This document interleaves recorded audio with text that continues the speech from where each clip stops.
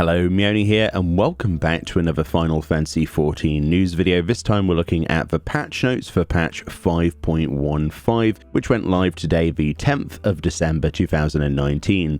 So this patch is pretty much all about the new Frontline campaign and the Blue Mage content, but let's look at the patch notes regardless. There might be something interesting. So 5.15, they're featuring here on the patch notes the fact that there are new job quests for Blue Mage added. We have a picture here of Ultros in the background and a character in the foreground there. I'm not sure the exact reasons for that, but as you can see, there is 6 quests. So that's plenty of stuff all the way up to level 60, because currently the level cap was 50 and now it's being raised to 60. In 5.15, there are some new housing items, as you can see here. This sort of topaz carbuncle style plant here, which is quite nice. I believe they have these in certain parts of the Thirst, so it's nice to see this as a housing item. And we also have some new chest of drawers there, I believe. I think they're the new items, as well as that little compact mirror. And then the outdoor items, we have what appears to be a fir tree, you know, a big pine tree for the outdoors, and what appears to be some kind of raised balcony, sort of raised decking with planters on the side, which looks really cool. I definitely want that, if that is indeed what I think it is. So I'll have to make some videos on some of these new items. They say new Orchestral Roles have been added, presumably for the new PvP and the Blue Mage content. And there's also a new emote in this patch, which appears to be sort of... It kind of looks like you're suffering here. There's like a hand in front of your face and then your other hand sort of outstretched without some animation loops. I'm not really sure what this is supposed to be, but yeah, it remains to be seen where this new emote's from.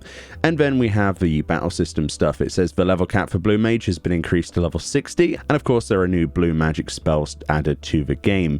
These are sort of like small pictures here give a demonstration of some of these new abilities. As you can see there, I believe in the bottom right, that's sort of like one of Sophia's abilities. We have some kind of like ice breath in the top left there, and whatever that is in the bottom left with sort of like snow and rock. I'm not really sure. So presumably these are just from all around the world. It's going to be quite fun to collect these, definitely. So we'll have to see this. Apparently the effects of certain blue magic spells have been adjusted. Mighty Guard, apparently the enmity generation has been increased.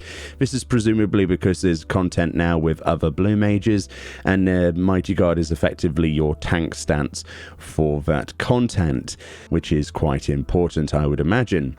They say a new stage has been added to the Mass Carnival. The stage will become available as you complete certain Blue Mage job quests.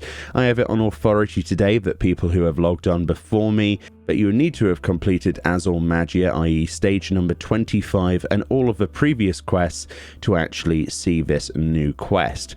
The Blue Mage log is a new item that's been added to the game, and effectively this allows you to form parties with the other Blue Mages on your server and participate in specific duties. They show an actual image with this log. This will be added to the Blue Magic Spellbook interface upon completing the prerequisite quest. So you need to do a quest to actually unlock this, and they say with the requisite number of party members playing as Blue Mage, register for a duty with the undersized party disabled. Upon entering the instance, a message will display confirming you meet the requirements of the Blue Mage log. So these are not unsynced runs. These have to be a full party of 8 players or 24 depending on what you're doing, and they have to be normally synced that they were designed for, so be that level 50 or indeed level 60 with the new stuff. They say opening the Blue Mage log tab of the spellbook will display a list of available duties separated into 3 categories: dungeons, trials, and raids. Upon clearing these duties, whilst meeting all of the duty requirements, will be marked with a tick after they are complete. Completion of the Blue Mage log entries will reward players with allied seals and gil, with greater rewards granted when completing duties for the first time. And of course we have the weekly targets once again, so your first time reward and your weekly target, so that's more allied seals and more gil and poetics, which they say in addition to the standard weekly target marked with a silver star in the list of duties, the prime targets marked with a gold star. The prime target offers increased rewards, and the difficulty however is significantly higher. The duties selected as prime targets are not otherwise accessible via the Blue Mage log. So as you can see here, they're showing a fully synced group of blue mages doing the naval extreme synced for basically 400 allied seals, 300 poetics, and 10,000 gil, which doesn't seem to be that much of a reward, in my opinion. So moving on to other content, the other content is the new frontline. This is Onsal Hakir Danshignadam. This is the new frontline mode, and they have some basic information on how you claim the Uvu and basically the full-on sort of battle that involves. We've talked about this before. Effectively, it's a little bit like Seal Rock. You sort of hold a place and then you go and kill people, but you don't have to sort of like keep retaking bases. It seems to be quite an interesting thing. You need 100 victories for that new robot mount that we looked at the other day. So yeah, you're going to need to do this quite a lot to be able to get your new mount for sure. They say new items have been added to the game and new recipes. They're not talking about them this early into the patch notes. This page will probably be updated much later, either in the day or in the week. They say the appearance of certain equipment obtained from the Alliance Raid copied factory has been adjusted. Due to this adjustment, certain portions of the equipment will appear transparent. These portions of the equipment will not appear transparent under certain conditions. I'm not really sure what that means, but they've been messing around with the aesthetics of some of the gear. So hopefully this hasn't affected the sets in a massive way, and we'll have to do an update on that when we figure out what has exactly changed. The following crafter actions can now be used even when their effects are already active. This includes Ingenuity, Innovation, Waste Not 2, and Final Appraisal. And there we have the new mount, which, as I said previously, you have to do 100 wins of the new frontline to be able to get, which could take you quite a while. And there's a new minion as well. I believe this is called Cute Justice, which is adorable. I'm not really sure where this is from yet. Presumably from the Blue Mage content, but I am yet to confirm that. But it looks adorable. It's basically a miniature Brute Justice, and why wouldn't you want that? So in terms of the system section, let's briefly look at this. They say new achievements and titles have been added. These new Blue Mage achievements for completing certain high-end duties have been added to the game. These new achievements can be confirmed in the achievements window under the battle category. They can be earned by completing their associated duties while meeting the following requirements. All your party members must be playing as a Blue Mage. Your party must have the requisite number of players for the duty.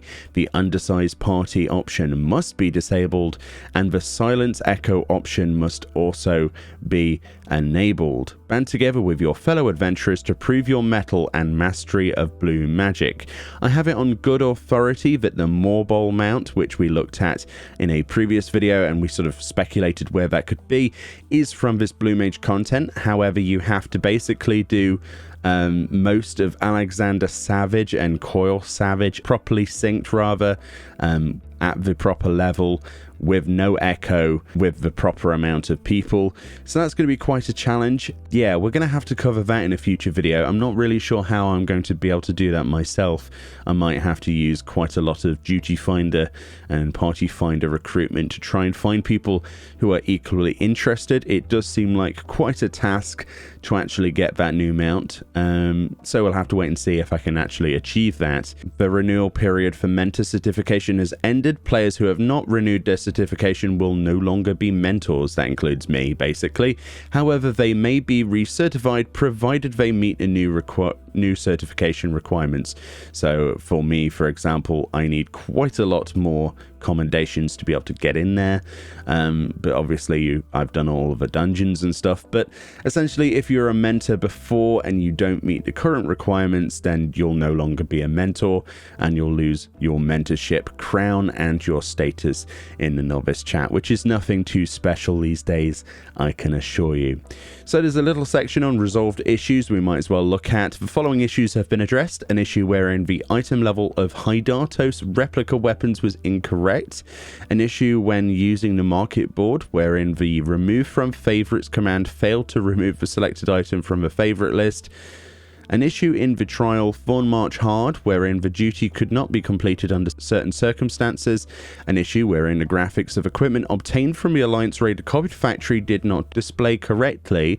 As a result of addressing this issue, certain equipment for the hands that appear as bracelets will now display. However, certain equipment that appears as rings will no longer display, apparently. An issue in Rival Wings, wherein a Scholar's Seraphim was able to cast Seraphic Veil on players who were mounting Machina. That's interesting. There was an issue wherein bonuses were incorrectly applied to experience points gained from defeating bosses in instance dungeons.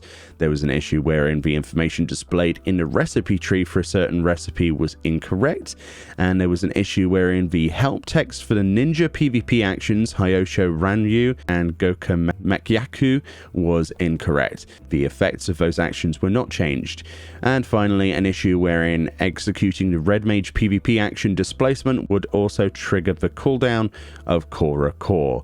So that's a fairly basic sort of set of, resolved issues. I still want to know what those near sort of visual changes have been.